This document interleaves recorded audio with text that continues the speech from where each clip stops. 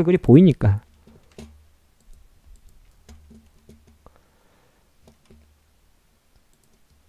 제약 바이오는 이렇게 정리하면 돼요. 이제부터 이거 계속 반복 학습인데 좀 잘 들어줬으면 좋겠어요. 제약하면 제일 먼저 떠오르는 회사가 하나 있죠. 제가 예전에 말씀드렸어요. 다시 영상을 좀 반복합니다. 주식을 할 때 뭘 봐야 되냐면 주식을 할 때 내가 어떤 그러니까 순환이라고 이야기를 하고 우리가 흐름이라고 이야기하잖아요. 돈은 수급이다 이렇게 이야기하잖아요. 그렇죠? 이 영상 올려둘 거니까 꼭 보세요. 그러려고 그러면 대장을 계속 잡아야 돼요. 대장을 잡아두고 이 대장을 잡아놓고 이 대장이 계속적으로 돈이 들어오는지를 봐야 돼요. 들어오는지 또는 살아있는지 이게 포인트입니다. 그래서 제가 여러분들한테 관심 종목에다가 업종별로 쫙 정리해두라고 했었어요. 정권, 뭐 금융, IT, 반도체, 바이오 뭐 이런 식으로 화장품 이런 식으로 쫙쫙쫙쫙쫙. 물론 그 외에도 이제 자투리 애들도 좀 없잖아 있는데 그건 대표적인 것만. 대장을 잡아두고 그게 만약에 주가가 살아있는지 이것만 보면 돼요. 그러면 어쨌든 간에 그 밑에 있는 나부랭이를 우리는 공략하면 돼요. 그럼 제가 머릿속에 나오는 걸 한번 생각해 보자면 반도체는 누구예요? 반도체는 삼성하고 하이닉스예요. 지금 대장은 늘어져요. 그죠? 늘어지고 있잖아요. 자동차는 뭐예요? 자동차는 현대차예요. 그럼 자동차 부품주 조그만한 회사 뭐 성우하이텍 뭐 이런 작은 회사들 다 주가 비리비리 하겠죠. 바이오만 좀 정리해드리면 사실은 바이오는 제약 바이오라 그래요. 네? 제약 바이오라고 보통 요즘 이야기를 많이 해요. 그럼 제약이라 하는 거는 크게 보통 코스피에 있는 종목을 제약주라고 해요. 코스피에 있는 종목. 네, 보통 이렇게 정리를 합니다. 코스피에 있는 전통 제약사를 우리는 제약주라고 이야기를 해요. 여기에 이제 대형주가 있고 중소형주가 있어요. 대형주라 하면은 큰 애들 말하는 거예요. 절대 주가가 10만 원 이상짜리 애들이에요. 뭐 있죠?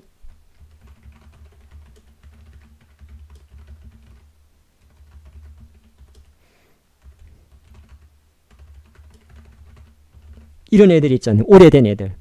우리가 항상 내가 아프면 사먹는 약들. 이게 대형주예요. 중소형주에는 이제 뭐 많죠. 뭐 동성제약, 뭐 삼성제약, 뭐 이런 게 있죠. 뭐 삼성제약, 뭐 둥둥둥둥둥 있죠. 근데 요 중간짜리도 또 하나 있어요. 뭐 JW 있고. 어쨌든 간에 제약주라 그러면 이렇게 나눠요. 그 다음에 또 뭐가 있습니까? 바이오 시밀러가 있어요. 근데 이건 대형주야. 이게 이제 셀트리온 삼바가 있어요. 삼성 바이오로지스. 근데 셀트리온 제약 헬스케어는 어차피 같이 움직이니까 그냥 저리 묶어도 돼요. 그 다음에 뭐가 있냐면 바이오가 있어요. 근데 여기에 이제 보면 바이오 대형주가 있어요. 그리고 바이오 중형주가 있고요. 이 바이오들은 자, 여기까지는 다 실적을 봐야 되는 애들이에요. 여기까지는 실적이 돼야 돼요. 코스피에 있고 제약주다 그러면 실적이 어느 정도 나와야 돼요. 그래야 주가가 움직이는 섹터들이에요. 근데 여기 있는 애들은 대부분 이제 코스닥이 좀 많은데 얘들은 실적보다도 사실은 그 모멘텀 때문에 움직여요. 이것도 마찬가지.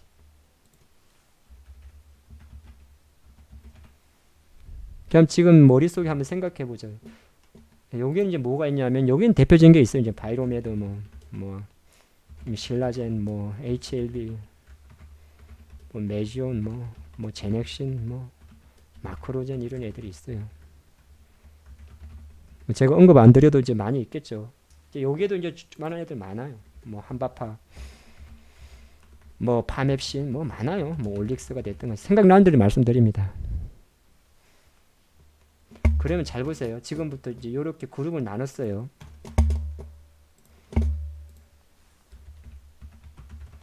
한미약품의 힘을 보면 이 뭐예요?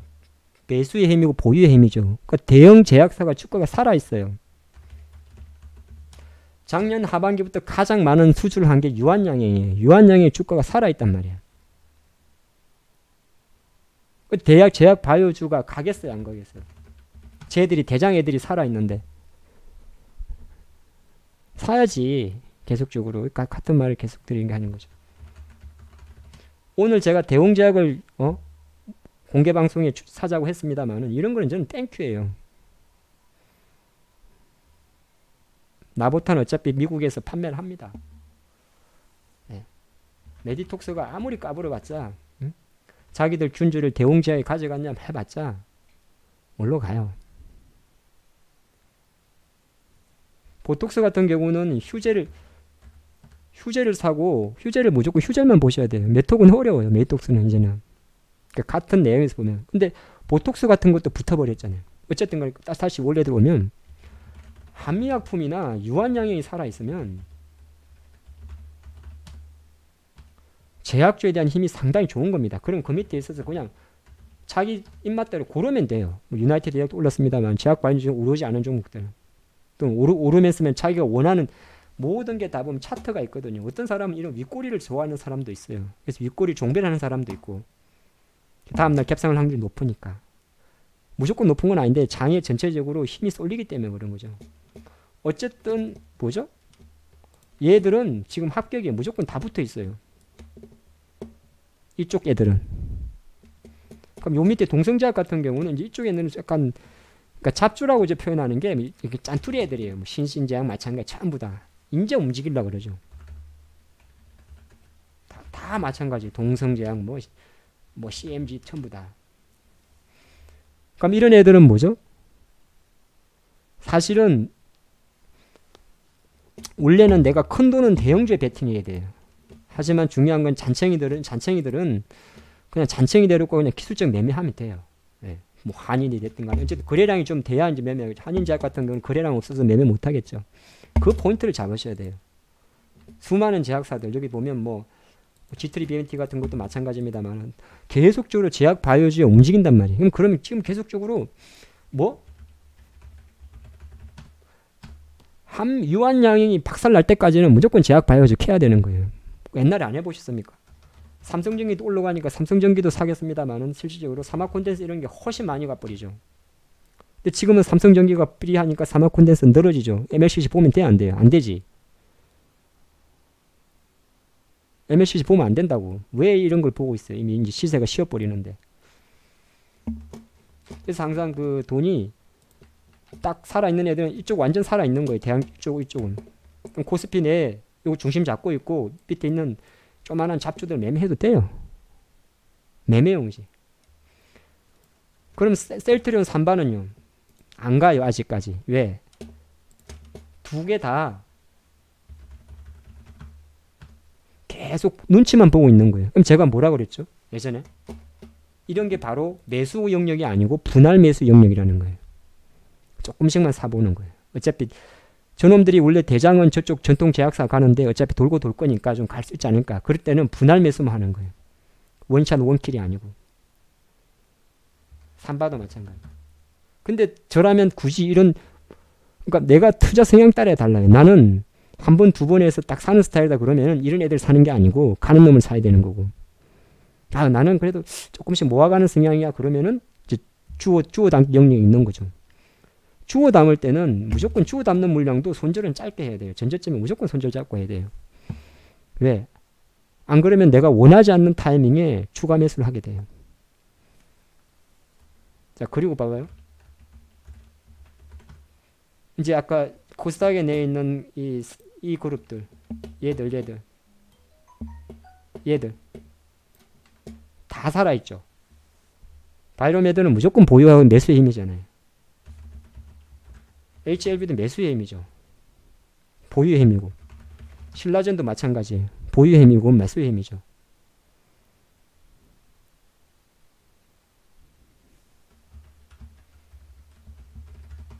뭐 제넥신 뭐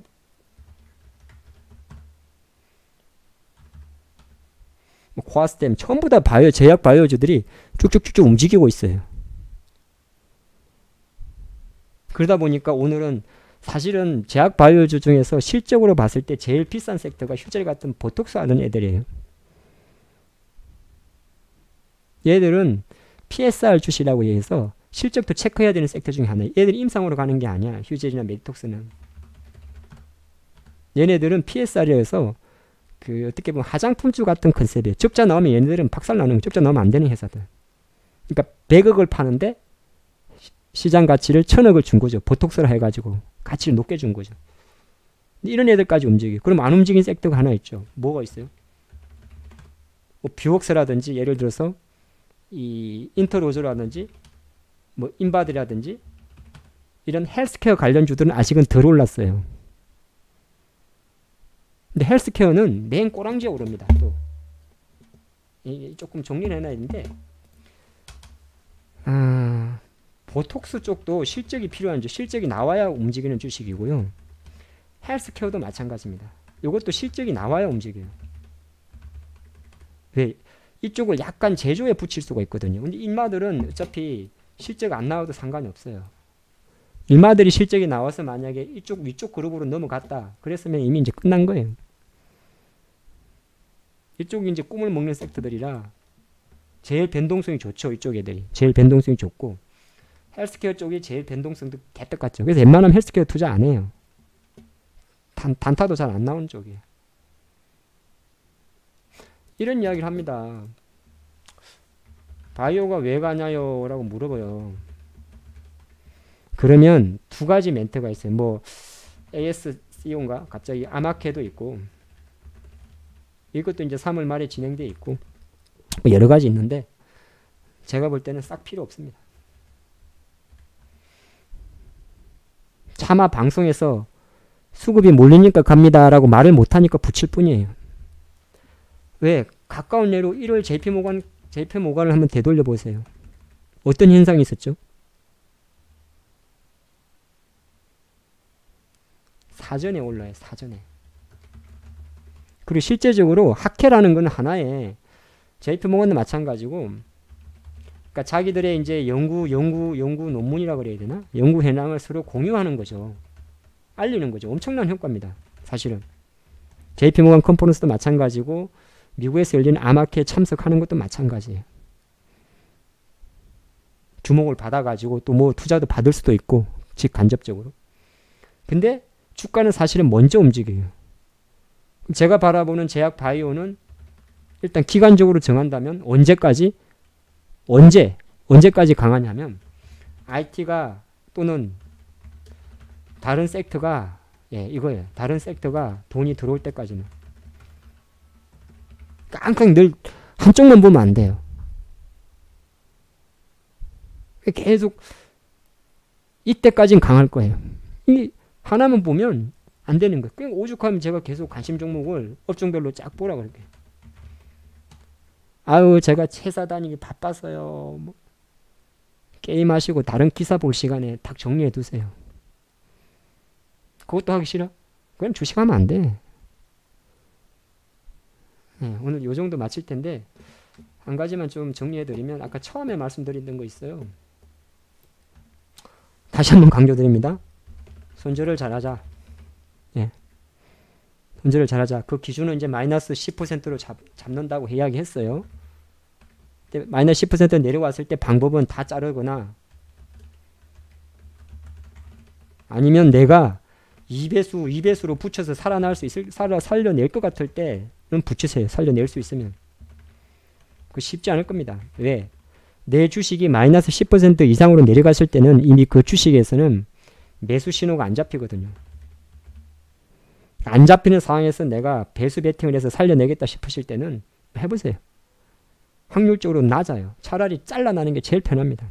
그거 생각하시고 초반에 말씀 내가 10개의 종목을 매매하면 딱 생각하세요. 3개에서 4개는 손절되는구나 하시고 3개에서 4개는 거의 똔똔이구나.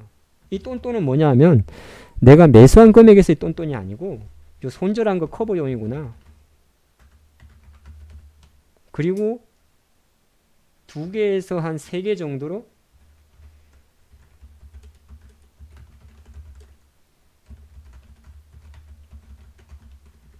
예, 이렇게 한번 생각을 하고 계셔야 돼요. 항상 저는 물론 저도 사람이라 주식을 살 때는 무조건 먹을 거라 생각을 하고 사요. 물론 또 한편으로는 손절했는데 2, 3일 있다가 날아가는 경우도 꽤 많아요. 아니면 여기에 좀 고점이지 않나 싶어서 좀 분할 매도하고 그 다음날 작은 힙쇼 뭐 5일선에 잠깐 깼다든지 매도해버렸는데 며칠 있다 보니까 내가 매도한 것보다 훨씬 날아간 경우도 허다해요. 그런데 뭘 생각하냐면 그러면서도 뭐죠? 나한테는 이게 생긴 거죠.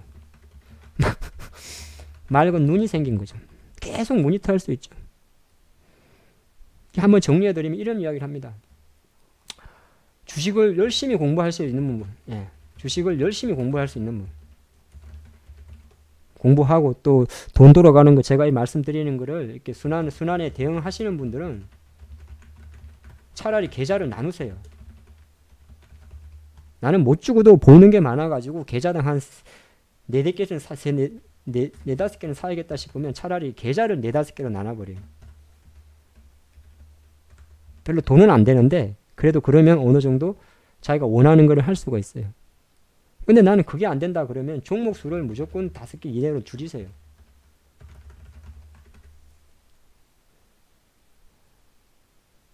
이렇게 하다 보면 계속 손절을 하게 돼요. 계속 이렇게 장고에서 본다고. 안 가는 거는 좀 줄여버리고. 제가 차마 포트를 못 보여드리겠는데 구두로 말씀드릴게요. 제 개인 포트 인트로저 같은 경우를 옛날에 방송했기 때문에 한 2주 정도 갖고 있어요. 근데 이 친구를 그때그때 줄이거나 늘리거나 해요. 안 가니까. 그런 상태에서 계속 다른 거에서 커버를 해요. 대신 종가를 할 때 계좌 하나를 쓰는데 계좌 수가 절대 4개를 안 넘어요. 네? 또 하나가 뭘 어떻게 하냐면 현금 비중을 정해둔 게 아니에요. 되게 유동적이에요. 때로는 50%까지 날아가고 내가 종가 3시 기준으로 장중에는 100%까지 늘립니다. 그리고 또 장 후반에는 20%만 갈 때도 있고 때로는 또 이렇게 가요. 그때그때 상황에 맞게. 근데 이제 일반 투자자분들이 밖에서는 쉽지 않다고.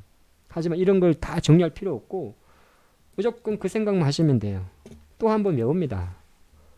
손절을 잘하자고.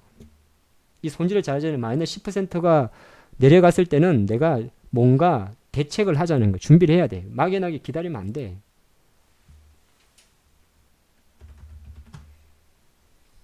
대아TI 붙들고 정부 욕하고 그러면 안 돼.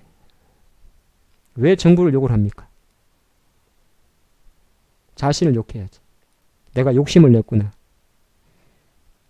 당장 내일 모레 또 한 달 있다 이 주식이 10,000원을 가든 말든 다시 사면 돼요. 테마주들은 다시 사면 돼. 주식은 그래가지고 손질을 잘하는 사람은 계속적으로 돈이 바뀌는데 대응을 하기 때문에 스트레스를 안 받아요.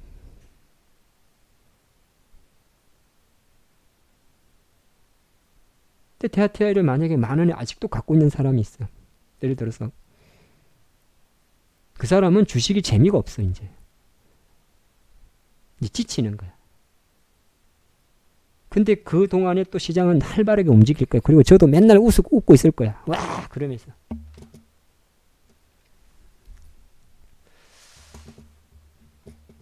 모르겠습니다. 저도 뭐 했지만은 어쨌든 간에 결렬이 됐잖아요. 그렇죠? 그 말은 좀 말은 다릅니다. 예, 말은 달라요. 뭐 미국은 뭐 영변 말고 플러스 2개가 있었다. 뭐 이런 말도 하고. 그래서 북한이 깜놀했다. 그런 이야기도 하고. 또 북한이 뭐 전면적 해제를 요구했다. 이런 이야기를 하고. 그리고 제가 볼 때는 우리 문재인 대통령이 실수하시는 것 같은데 왜 그런지 모르겠는데 뭐 개성공단하고 뭐 금강산은 뭐 협의를 해보자. 그래서 협의를 뭐 미국에 제안했다. 이런 이야기를 하는데 쓸데없는 소리입니다. 북한 제재의 모든 핵심은 뭐죠? 미국이 북한을 제재한 핵심은 돈줄을 끊어버리자는 거예요. 예, 미국이 북한을 제재하는 모든 핵심은 돈줄을 끊어가지고 자연스럽게 핵을 포기하게 하는 겁니다.